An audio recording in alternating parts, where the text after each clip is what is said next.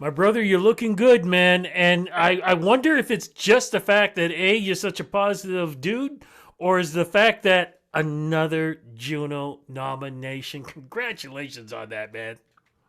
Thank you, Rudy. You know what? I'm very happy to celebrate with you. You've been a part of the journey for me since I was really starting out. First got my record deal and at my first trip to Toronto. And like here, you fast forward all this time, so much has changed, and yet everything has stayed the same. I mean, a good song is a good song, and I'm so grateful that I got to record a really good one and make a life not a living this year. All right, man. Let's make it official here. What is the Juno nomination and for what song? So the official word is that the title "Make a Life Not a Living" is up for Single of the Year, and to be in that category, Rudy, as you know, with Justin Bieber and the Weekend, like I kind of can't believe it, and that's the thing that my family is freaking out about. All my extended family, where I don't know, maybe they just think, hey, you're just the local country singer gets a nomination with Justin Bieber, and I can't believe it myself. What's the song about? You know what? It's something that I've been living over the last 2 years. This song really speaks to being very present in the moment and understanding what really matters in life. And you know what? We've all learned those lessons over the last 2 years, especially. But yeah, I put a lot of stock into the lyrics of this song. That it's not all about money. It's not all about fame and fortune. It's a lot more about family, relationships, and the things that matter most. This is like I always consider these kinds. First off, getting a Juno nomination is amazing, but there are certain categories like this one is ground setting for an artist, and especially the fact that you've always been an ambassador for Canadian country music. You're slowly becoming an ambassador for Canadian music. How does it feel growing in that way? That's a great question because you know what? It's interesting how, yeah, to a degree, I guess maybe I'm seeping into that category, but I'm a country guy through and through. I love my roots, and I love my work ethic. I love how I grew up here on the farm, and I'm still always very proud to fly the flag for country music. That's I was born and raised on it, and I think that it's a wonderful country song. Make a Life Not a Living. It's a great country album. What is Life? That's up for country album of the year. But I just love that I get to represent Canada in this way.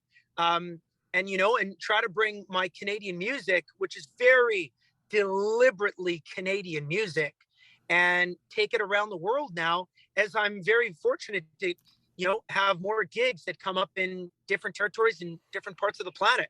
Let's talk about that, man, because things are slowly opening up again. What is happening with you tour wise as we go into the warm season?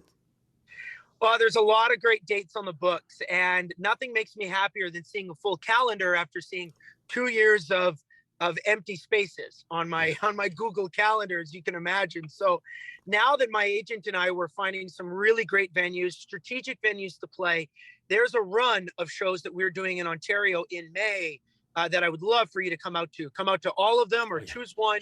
But Rudy, we're playing May 19th, which is a Thursday, the arena in Peterborough called the Memorial Center. Friday, May the 20th, that's going to be in Ottawa at TD Place. Saturday, May the 21st, my very first show ever at Massey Hall in Toronto. And then Sunday, the 22nd, I'll play at Bud Gardens in London. And that's on top of great events that I'll do in Europe this year, a bunch of shows I'll do in America this year. So it's going to be a wonderful year to not just knock some of the rust off, but I think actually go forth and do some of my best work that I've ever done. One of the coolest things that you were able to do was a lot of people thought that Toronto wasn't a country city. And I remember when you sold out the Danforth Music Hall. To me, that changed things because a lot of country artists were coming to the smaller venues, which was great. They were coming here, but the Danforth Music Hall was different. Now, where you're going to be performing, which is basically Gordon Lightfoot's house, that's another thing. You're really helping to show that, yes, country artists can go to the Budweiser stage and they can do awesome. But in venues like that is a different, scenario, and you're bringing it, man. It's showing again that doesn't matter what the venue is in Toronto, it can also be a country music venue. Well, very much so. I mean, you have people with blue jeans and plaid shirts and cowboy hats, and cowboy boots coming to sit at Massey Hall, like we can have a hillbilly party there. There's no denying that. And I'm excited to bring my brand of country music, which is very lively, very up tempo. Of course, like every country song or a singer, I've got some great sentimental songs, but I'm really excited to bring my brand of country to Massey Hall because that is the house that Lightfoot built. But so many extraordinary artists have played there over the years. And it's an amazing thing, Rudy. As you know, you've traveled a lot and you have all these conversations with so many different artists from different genres. And they always bring up, if they've played Massey Hall, how important that venue is to Canadian culture and music culture worldwide. So that's why the level of excitement that I have to play that show is a 10 out of 10. You know, I missed you in London for the CCMAs. I'm assuming we're not going to miss you coming to Toronto for the Junos.